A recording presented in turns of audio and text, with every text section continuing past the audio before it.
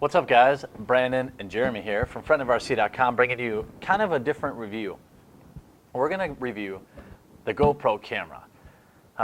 You might be saying, well, that's not RC. You're right, it's not. But we use them. We've sunk a few in the lake. We haven't broken one yet. And a lot of RC people love them. The thing I should note ahead of time, though, this is the standard GoPro. Or I'm sorry, this is the 1080p GoPro. Not what a lot of people are used to. They have the Hero Cam, that kind of the RC, I think Traxxas sells it or whatever. Yeah, it's the same one that Traxxas retailed, right? Yeah, this is the 1080p. It's still under $300, but it's not the Traxxas one. Normally, Brandon would start with a technical, but I get a chance to because I'm usually the guy behind the camera. So what you see here is a GoPro camera. It shoots 1080p video at 30 frames a second. If you want to get 60 frames a second, you got to drop down to 720p, which is fine. Let me tell you what the difference really is there. If you're shooting something that you want to slow down, if you want to shoot something in slow motion, you're going to want to shoot in 60 frames a second. It's going to produce a much larger file, but when you slow something down, let's say there's 100 frames, basically what it's going to do is remove frames to kind of slow down the video. Well, if you're starting with only 30 frames a second and you put it into slow motion, it's going to look choppy. So you're going to want to do 60 frames a second. Why is this important for RC people? Because there's a lot of GoPros you can choose.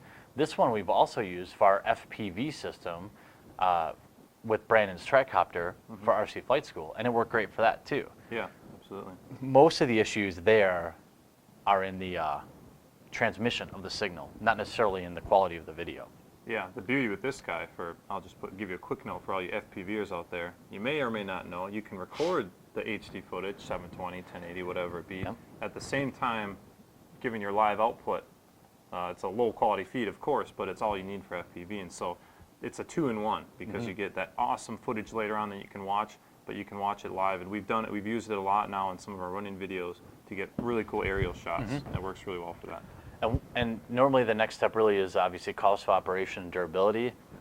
I mean, if you buy the 1080p model, where else are you going to get a camera that shoots in 1080p that can live up to what, that can sustain what this thing can? So obviously a 5 out of 5 for cost of operation and a 5 out of 5 on durability. Yeah, no other camera in 1080p are you going to feel comfortable throwing on your RC model or have space for. Yeah. That being said, and as you can see here on the side, we got the skeleton case for it. This is pretty much like a bomb-proof case. You stick it in here, you just can't hurt it. It's waterproof, all the good stuff. Yeah, and honestly, like with durability, we will take, when we shoot a lot of our running videos with RC Nightmare, we'll put this down in the cracks and the crevices when we're shooting a crawling video, kind of just devil-may-care kind of thing.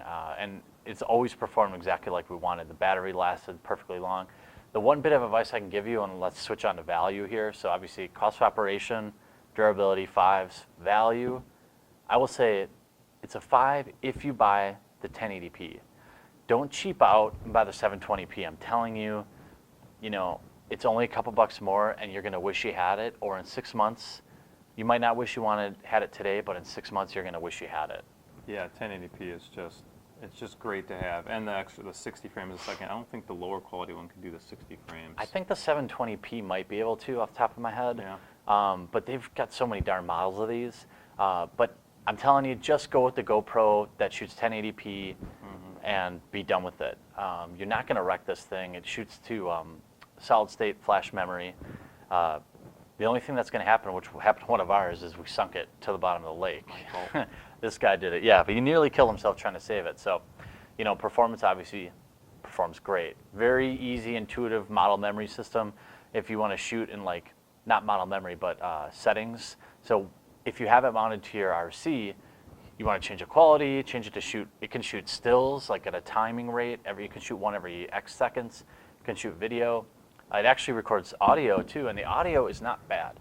I'll tell you, it's going to be loud and it's going to be largely unusable. But if you were going to use it as a camera off your RC, it's okay. It's fine. Yeah. We've done it before. My only gripe about it is really the mounting hardware.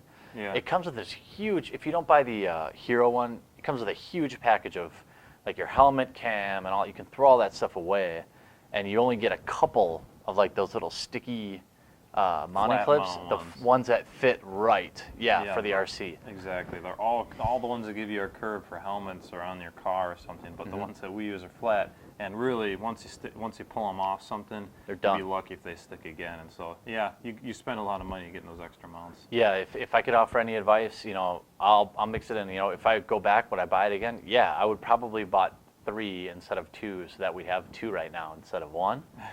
But I would have bought an extra, 10, 20 of those mounts, because I feel like we don't use it enough, because I'm worried about, we're going to run out of mounts, or we're going to ruin the Lexan, or, all that kind of stuff. So, the mounting is a little tough, but once you get it right, it's pretty good. Yeah, I would definitely buy it again. These are the coolest little cameras. Like you said, you can stick it in nooks and crannies, get crazy shots that you just can't stick. Even a point and shoot camera is 3 times the size of these.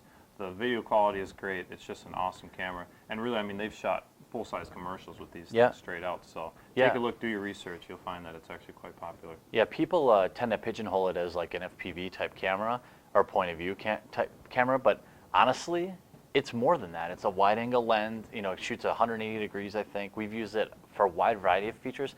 So don't limit yourself once you get it. Like, put it in a crazy spot where you can't put a point and shoot and try to figure out the angle. The only thing I recommend if you're not going to shoot from is getting the little screen adapter they have for the back. We don't have it because we just kind of lived with it. We just kind of know after using it for so long what's going to be in the shot and what's not. But it's really convenient until you learn it, like to see what's going to be recorded before you go and you take your plane up or you do something really awesome and you find out Yeah. it was Oops. pointed at the sky or pointed, you missed it. Yeah. Something happens like that. So if you have any questions about GoPro or the cinematography, post them up on down below, or videography, or go to our website at friendofarc.com. Thanks. See you guys.